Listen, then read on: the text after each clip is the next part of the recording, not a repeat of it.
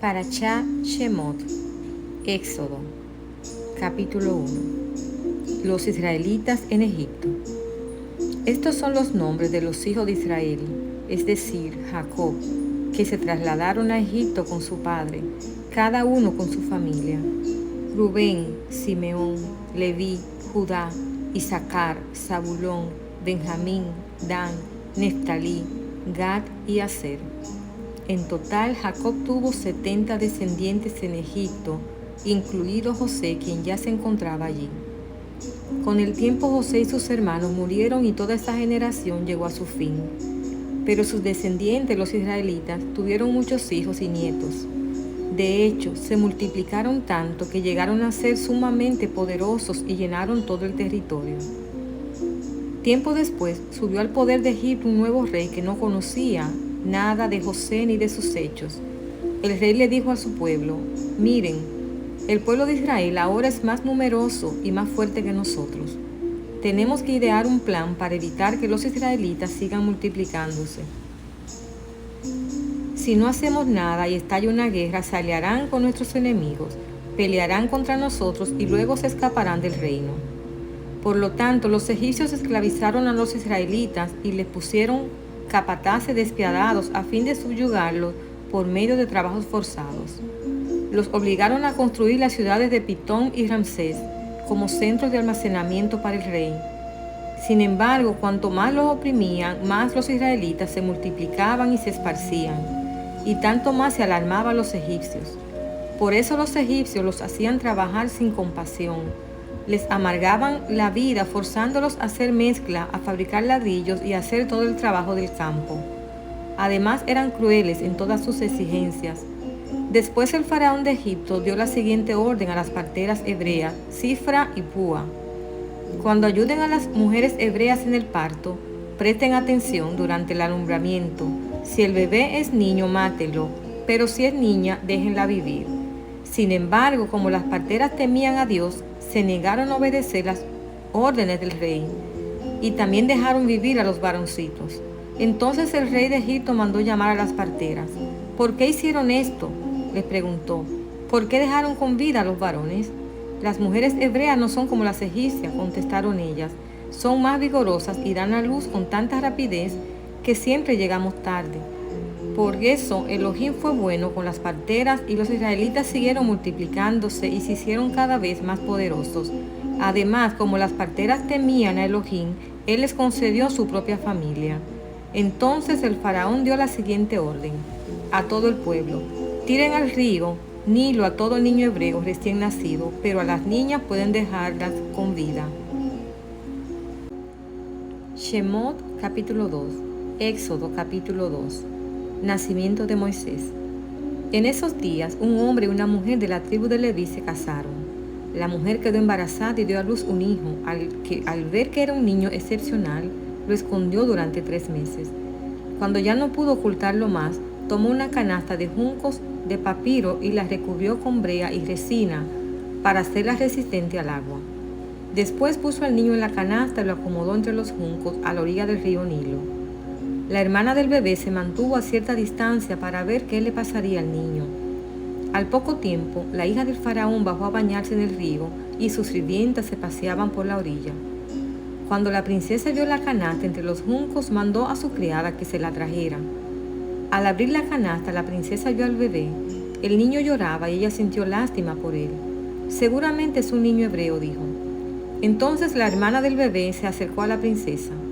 ¿Quiere que vaya a buscar una mujer hebrea para que le amamante al bebé?, le preguntó. Sí, consigue una, contestó la princesa.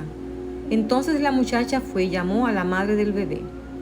Toma a este niño y dale el pecho por mí, le dijo la princesa a la madre del niño. Te pagaré por tu ayuda. Así que la mujer se fue con el bebé a su casa y lo amamantó. Años más tarde, cuando el niño creció, ella se lo devolvió a la hija del faraón, quien lo adoptó como su propio hijo y lo llamó Moisés, pues explicó: lo saqué del agua. Moisés huye a Madián. Muchos años después, cuando ya era adulto, Moisés salió a visitar a los de su propio pueblo, a los hebreos, y vio con cuánta dureza los obligaban a trabajar. Durante su visita vio que un egipcio golpeaba a uno de sus compatriotas hebreos. Entonces Moisés miró a todos lados para asegurarse de que nadie lo observaba y mató al egipcio y lo escondió el cuerpo en la arena. Al día siguiente, cuando Moisés salió de nuevo a visitar a los de su pueblo, vio a 2 hebreos peleando. ¿Por qué le pegas a tu amigo?, le preguntó Moisés al que había empezado la pelea. El hombre le contestó: ¿quién te nombró para ser nuestro príncipe y juez? ¿Vas a matarme como mataste ayer al egipcio? Entonces Moisés se asustó y pensó: todos saben lo que hice. Efectivamente, el faraón se enteró de lo que había ocurrido y trató de matar a Moisés, pero él huyó del faraón y se fue a vivir a la tierra de Madián. Cuando Moisés llegó a Madián, se sentó junto a un pozo. El sacerdote de Madián tenía 7 hijas, quienes fueron al pozo como de costumbre para sacar agua y llenar los bebederos para los rebaños de su padre. Pero llegaron unos pastores y las echaron de allí. Entonces Moisés se levantó de un salto y las rescató de los pastores. Luego sacó agua para los rebaños de las muchachas. Cuando las jóvenes regresaron a la casa de Reuel, su padre les preguntó: ¿por qué hoy han regresado tan pronto? Un egipcio nos rescató de los pastores, contestaron ellas. Después nos sacó agua y dio de beber a nuestros rebaños. ¿Y dónde está ese hombre?, le preguntó el padre. ¿Por qué lo dejaron?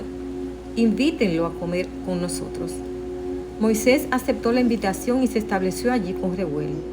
Con el tiempo, Reuel le entregó a su hija Séfora por esposa. Más tarde ella dio a luz un hijo y Moisés lo llamó Gersón, pues explicó: he sido un extranjero en tierra extraña.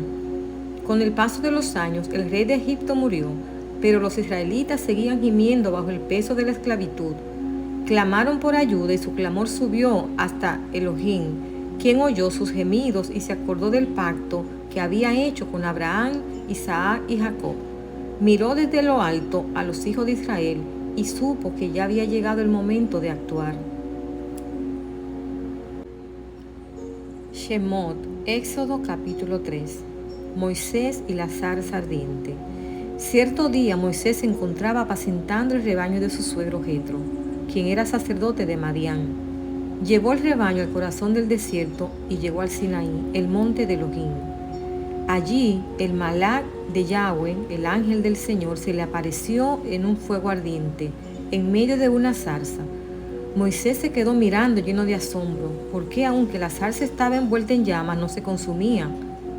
Esto es increíble, se dijo a sí mismo. ¿Por qué esa zarza no se consume? Tengo que ir a verla de cerca. Cuando el Eterno vio que Moisés se acercaba para observar mejor, Elohim lo llamó desde el medio de la zarza. Moisés, Moisés. Aquí estoy, respondió él. No te acerques más, le advirtió Adonai. Quítate la sandalia porque estás pisando tierra santa. Yo soy el Elohim de tu padre, el Elohim de Abraham, el Elohim de Isaac y el Elohim de Jacob. Cuando Moisés oyó esto, se cubrió el rostro porque tenía miedo de mirar al Eterno. Luego Adonai le dijo: ciertamente he visto la opresión que sufre mi pueblo en Egipto.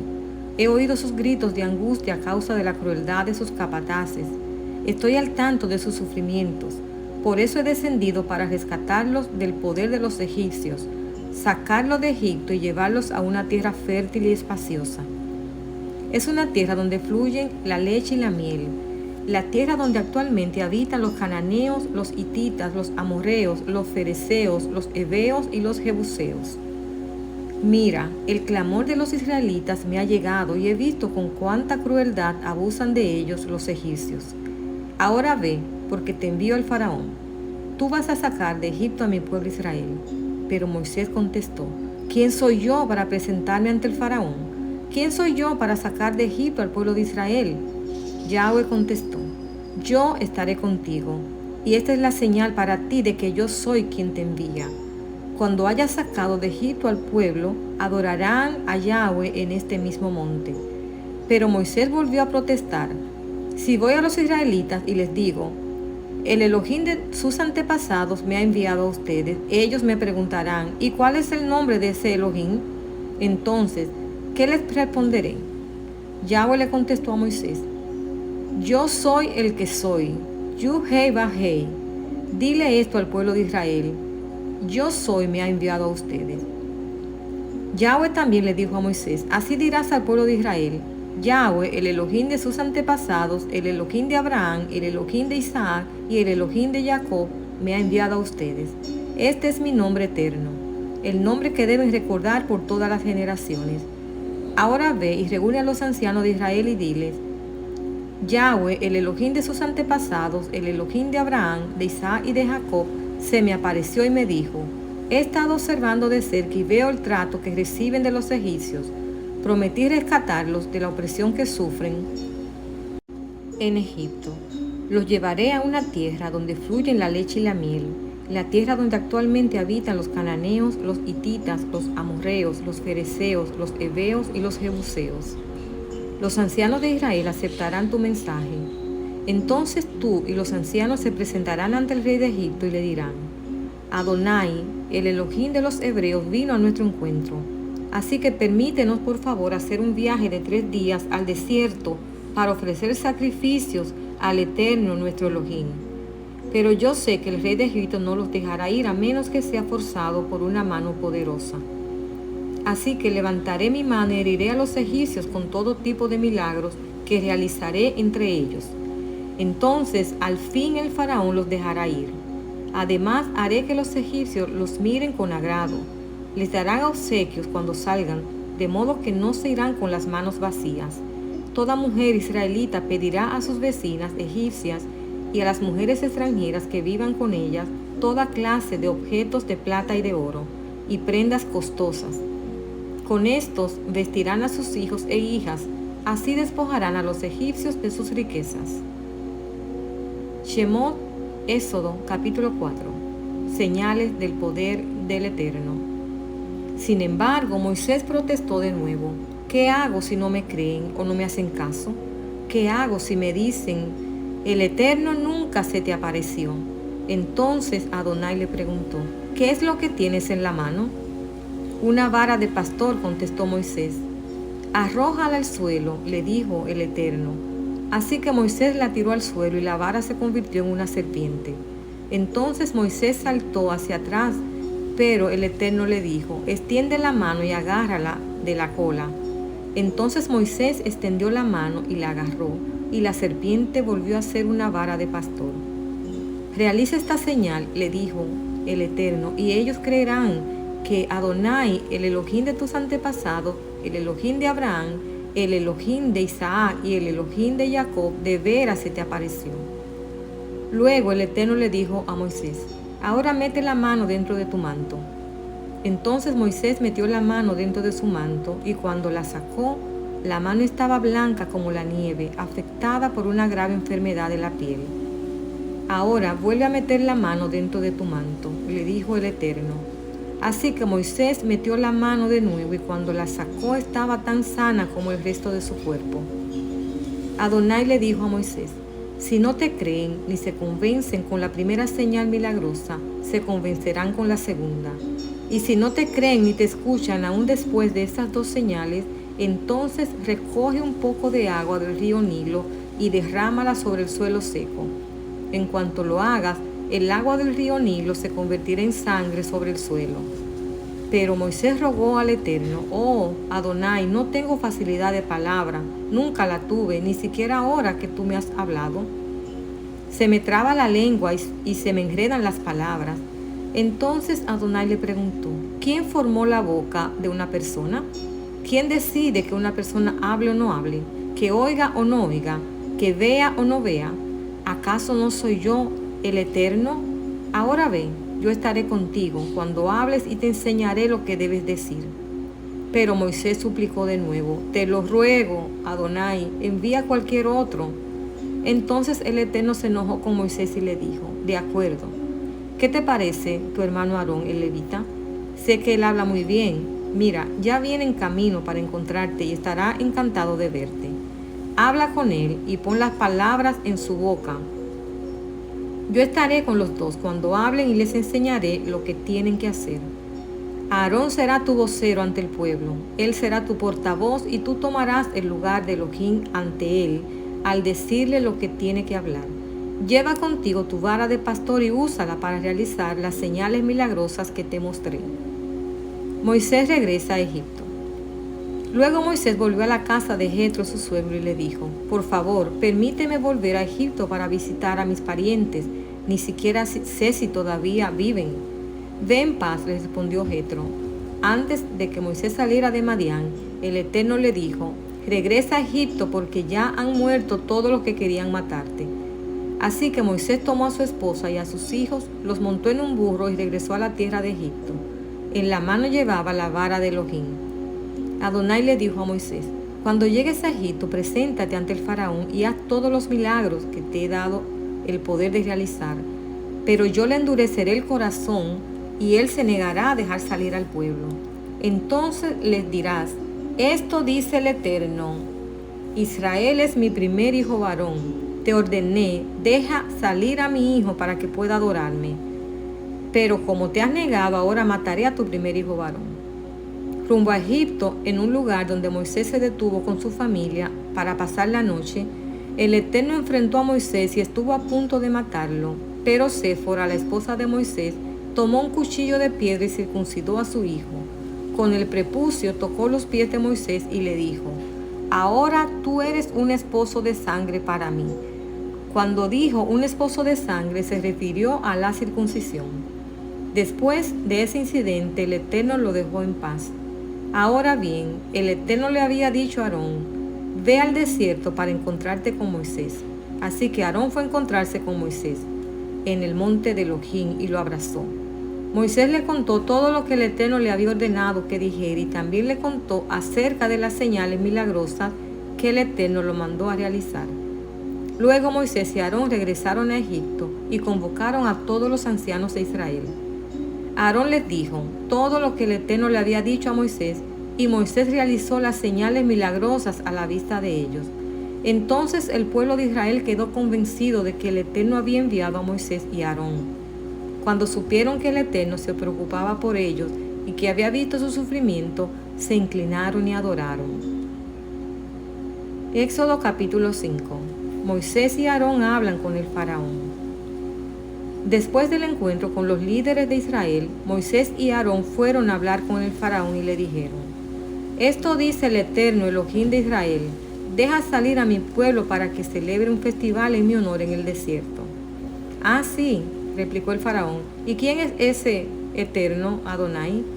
¿Por qué tendría que escucharlo y dejar ir a Israel? Yo no conozco a ese tal Adonai y no dejaré que Israel se vaya. Pero Aarón y Moisés insistieron: el Elohim de los hebreos nos ha visitado, declararon. Por lo tanto, déjanos hacer un viaje de 3 días al desierto, a fin de ofrecer sacrificios al Eterno nuestro Elohim. Si no lo hacemos, nos matará con una plaga filo de espada.